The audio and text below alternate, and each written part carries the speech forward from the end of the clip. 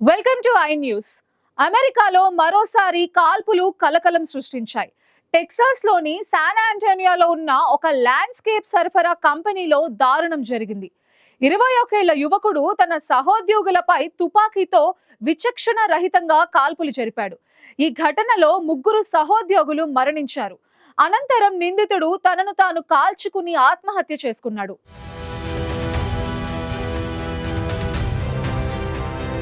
అమెరికాలో gun culture కారణంగా తరచూ సామూహిక కాల్పుల ఘటనలు జరుగుతూనే ఉన్నాయి. రీసెంట్ గా టెక్సాస్ రాష్ట్రం శాన్ ఆంటోనియాలోని ల్యాండ్స్కేప్ సరఫరా కంపెనీలో ఈ దారుణ ఘటన చోటు చేసుకుంది. ఆదివారం ఉదయం 8 గంటల ప్రాంతంలో 21 ఏళ్ల జోస్ హెర్నాండెస్ గాలో అనే యువకుడు తన సహోద్యోగులపై తుపాకీతో విరుచుకుపడ్డాడు. ఈ ఘటనలో 2 పురుషులు, ఒక మహిళతో సహా 3 సహోద్యోగులు కాల్పుల్లో మరణించారు. కాల్పుల అనంతరం నిందితుడైన జోస్ హెర్నాండెస్ గాలో కూడా తన తుపాకీతో కాల్చుకుని ఆత్మహత్య చేసుకున్నాడు. సమాచారం అందుకున్న వెంటనే పోలీసులు సంఘటన స్థలానికి చేరుకున్నారు. పోలీసు అధికారులు మృతదేహాలను పరిశీలించి 4 మరణాన్ని ధృవీకరించారు. కాల్పులు జరుగుతున్న సమయంలో కంపెనీలోని ఇతర ఉద్యోగులంతా భయంతో సంఘటన స్థలం నుంచి పారిపోయారు. అయితే ఈ కాల్పులకు దారితీసిన అసలు కారణాన్ని మాత్రం పోలీసులు ఇంకా వెల్లడించలేదు. ఇది వ్యక్తిగత కక్షల కారణంగా జరిగిందా లేక మరేదైనా కారణం ఉందా అనే కోణంలో పోలీసులు దర్యాప్తు చేస్తున్నారు. అమెరికన్ల భద్రతను మరోసారి ప్రశ్నార్థకం చేస్తూ